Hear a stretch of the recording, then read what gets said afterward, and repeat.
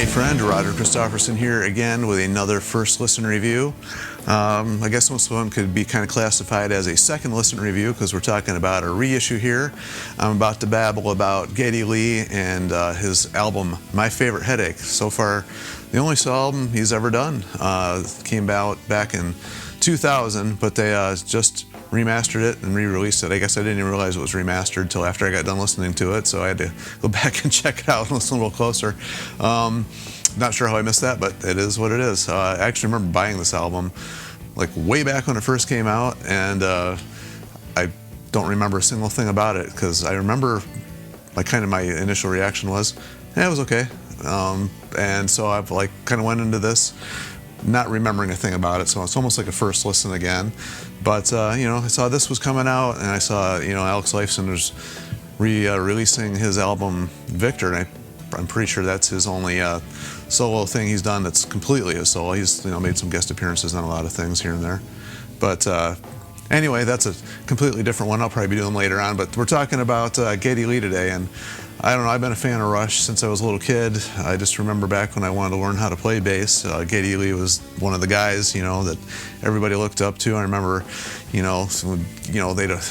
album Moving Pictures, was kind of big back then, and, everybody was asking, what songs you could play off of that. And, of course, I had to learn a few of those throughout time, and I definitely have played a few. And one of the hardest songs I've ever had to learn in my entire life was Closer to the Heart. I don't know why that one was so difficult, because it just shows you Geddy Lee's ability, because it's a fairly basic structured song, but his bass playing on that song is crazy, like most of them are.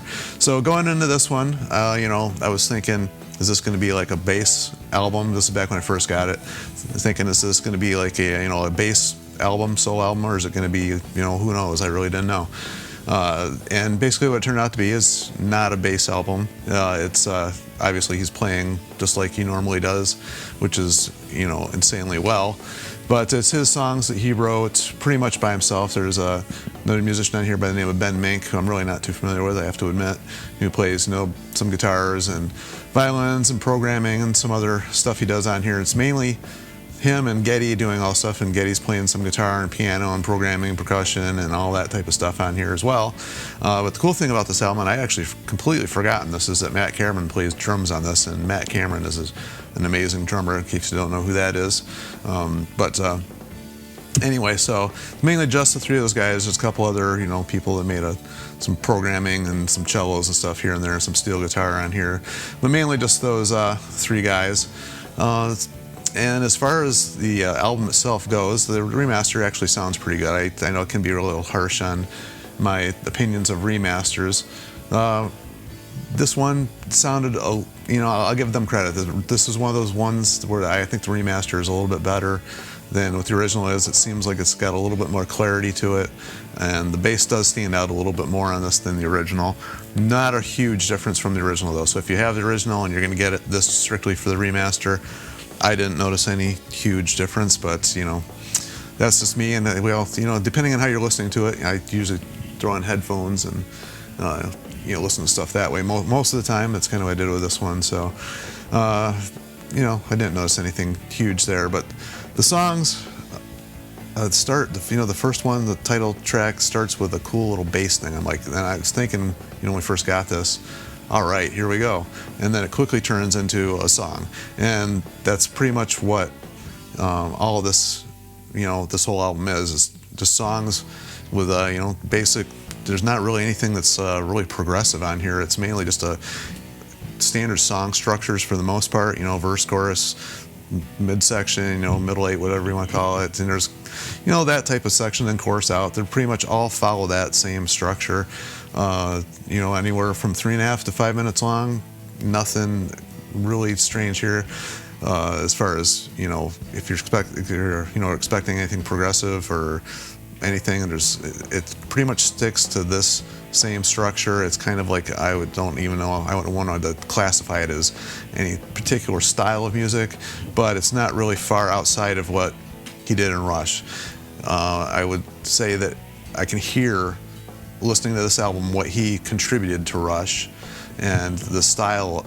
If you picture Rush songs in your head while you're listening to this, you can hear oh yeah, I can hear like elements of certain things in these songs, and you can kind of understand where Geddy, his style is, and how that transformed into what is in Rush. I don't know if I'm saying that well or not, but and he wrote all the lyrics himself, and you can tell that it's not Neil writing the lyrics for him, and that's not a bad thing. This is all his personal experiences, and he has a very different style of lyric writing. As who doesn't? Neil's got a very distinct way of writing lyrics. He's very poetic, and not saying that Geddy isn't, but the style is completely different and more personal. I think is a better way to describe that. As far as the songs themselves go, it was, like I said, it was My Favorite Headache. Starts with that cool little bass thing. And Home on the Strange has like a really cool bass thing going on in the intro. Most of them start with a little guitar thing, and then the song kicks in. It's funny, there's a lot of slower songs on here, especially after Home on the Strange. You get Slipping and Still, which are pretty slow. I think Angel Share was kind of slower like that, and then kind of other than those first two I mentioned there, they're either within the mid-tempo. Those two, like I said, the Home on the Strange and My Favorite Headache, and actually Grace to Grace, are pretty upbeat. The other ones are a little bit more mid-tempo. Nothing really stood out very memorable as far as melodies go. That's one thing that really kind of bugged me. Geddy sings in his lower registers. There's none of that higher stuff like he did in the earlier part of Rush's career, because at this point in time, he wasn't singing that way in Rush. I mean, he pretty much stopped singing like that in Rush in the late 80s anyway. So in 2000, he definitely wasn't singing like that anymore at all. So you hear a little bit maybe in the harmonies. There's some higher stuff in the harmonies, kind of like same with Rush. So nothing really out of the ordinary there. The songs themselves have cool parts. Like I mentioned, Home on the Strange, cool part. My Favorite Headache, cool part. Actually, Runaway Train had a cool little thing in the middle there too. Grace to Grace has a kind of a funky little bass thing going on it as well. Like the musicianship is top notch. Geddy has a very distinct style of playing. I mean, he hammers on the strings. You can just hear his fingers just going all the way through the strings, and he just has that sound that you can't replicate. So I tried playing like him when I was younger, and I realized that was never going to happen. I didn't like Rickenbackers either, so kind of a hard thing to replicate. I don't play that way at all, and I don't think anybody does. I've never heard anybody that can replicate that sound without like really hammering the strings, and a lot of bass players don't play that hard. So in fact, I can't even think of any. So he definitely has that distinct style. He's got a very unique voice, so even though he's singing in the low register, it's him. I just wish the songs were a little bit more strong. Stronger melodies, or it's something a little bit more memorable. Being I wish I could talk, but that just isn't there. So that's the only thing that's really missing for me. Like I said, musicianship is great. I can't complain about that at all. Like I said, just maybe the songs aren't as strong as I was hoping for, and I would have maybe liked to have heard maybe an instrumental or two with some cool bass stuff going on. But maybe he'll do that at some point in the time. I mean, with Rush not being around at all, maybe he'll get bored and throw together a really funky or progressive bass album. I don't know. We can hope for it, but I don't know. Feel free as always to share your thoughts and anything you have to say about this album or Rush or whatever. I don't even care. Just be part of the conversation, and like, share, and subscribe to keep this music alive, because maybe, who knows, maybe we'll get another Geddy album. We'll see. But until next time, we'll see you.